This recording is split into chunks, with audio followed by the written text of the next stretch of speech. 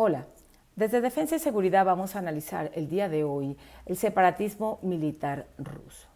Para ello vamos a empezar hablando de la guerra de Chechenia, del año 2009 al año 2019, cuando desde la República de Dagestán se invade la República de Chechenia, quien es en aquel momento defendida por la Brigada Internacional Islamista encabezada por Ramzan Kadyrov, un movimiento prorruso que buscó garantizar la pertenencia de Chechenia a la Federación Rusa. ¿Por qué pretendió garantizar esta pertenencia chechena a Rusia? Porque en aquel momento se dio un movimiento político que deseaba la separación de Rusia, la separación de Chechenia de la Federación Rusa, es decir, buscaban la independencia.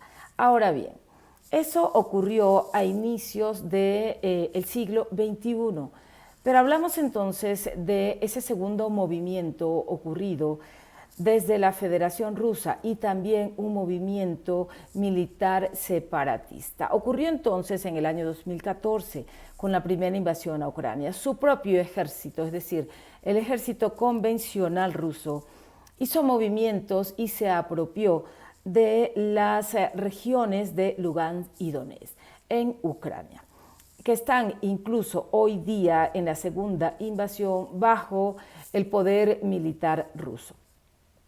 ¿Qué ocurrió en el año 2014? En el año 2014, en la primera invasión rusa a Ucrania, su ejército convencional se apoderó de la región del Donbass mayormente. No logró pasar de allí.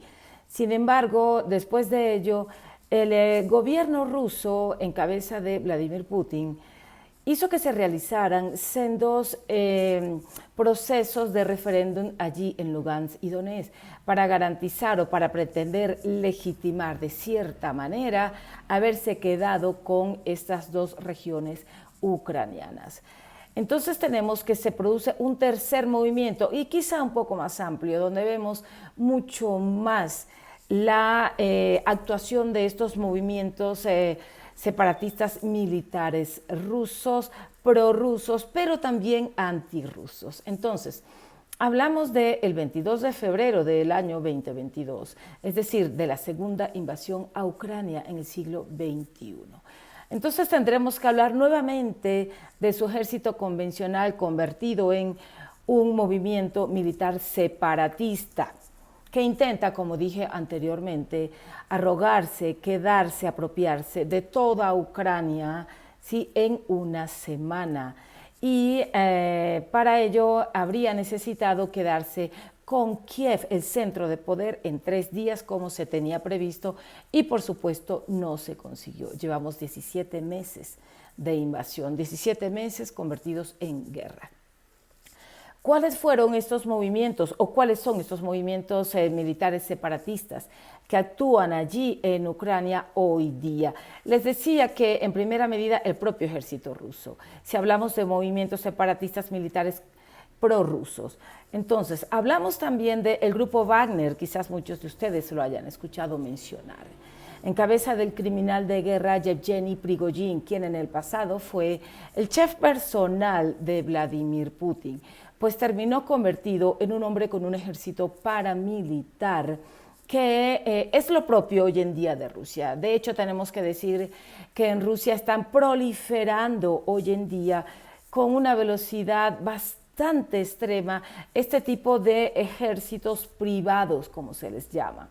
No solamente el grupo Wagner, sin embargo, este sí ha sido el movimiento militar separatista más poderoso de Rusia en este momento de la invasión a Ucrania. Tenemos entonces que de repente han aparecido otros grupos separatistas, pero estos son antirrusos, es decir, son anti-Putin y están a favor de Ucrania. Y están apoyando a Ucrania en la batalla que lleva particularmente en Bakhmut, pero han dado un paso más adelante. Estrictamente hablamos del día 24 de mayo, cuando la denominada Brigada por la Liberación de Rusia y el denominado grupo de voluntarios hacen presencia en la región de Belgorod, la región rusa, la región fronteriza con Ucrania, es decir, pasan de colaborar con Ucrania en la batalla en Bakhmut contra el grupo separatista militar Wagner prorruso, pasan a luchar para independizar la región de Belgorod, es decir, la región rusa, liberarla de la propia Rusia. Entonces, estamos hablando que esta brigada para la liberación rusa está en cabeza de un hombre que perteneció a la Duma rusa, es decir, al Congreso. Un hombre que perteneció a un frente de izquierdas, más exactamente al Congreso de Diputados del Pueblo. Así se hace llamar su partido. Y estamos hablando de Ilya Ponomarev, un hombre que ha demostrado ser la oposición a Putin, la oposición más fuerte, más poderosa, tal vez, incluso desplazando a Alexei Navalny, que es un político antirruso que en este momento está preso, pero Ilya Ponomarev pasó a la acción, si podemos decirlo así. Entonces hablamos de esta Legión para la Liberación de Rusia, movimiento que hoy día ha subido en redes sociales sendos videos donde muestra, donde da pruebas de que tiene en este momento prisioneros de guerra rusos. Estamos hablando de soldados del ejército convencional rusos que han sido tomados como prisioneros de guerra en la propia Rusia, es decir, en la región de Belgorod, por parte de esta legión que les menciono y por parte de ese grupo de voluntarios que está integrado por soldados de otros países, soldados por decirlo de alguna manera, no convencionales, es decir, personas que no pertenecen a ejércitos convencionales, sino a estos ejércitos privados. Como les decía, estos dos últimos movimientos son antirrusos y esto da un paso más en esta creación y en esta actividad sistemática de movimientos militares separatistas dentro y fuera de Rusia, prorrusos y antirrusos. Entonces, tenemos que, como les decía anteriormente, incluso han tomado rehenes que pertenecen al ejército convencional ruso. ¿Quiénes son estos hombres? Son hombres que están contra Vladimir Putin. Son hombres que han dicho que quieren tumbar el régimen de Vladimir Putin porque es una dictadura.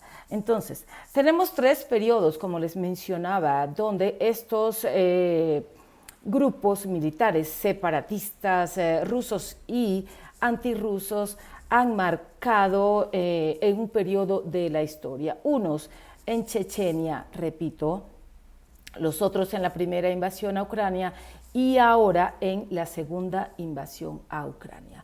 Estos movimientos militares antirrusos se ha dicho que son propios de la naturaleza rusa. Tal vez sea así, tal vez no sean los últimos que hemos visto ni los únicos y tal vez no sea esta, es decir, la segunda invasión a Rusia, la última vez que los vayamos a ver.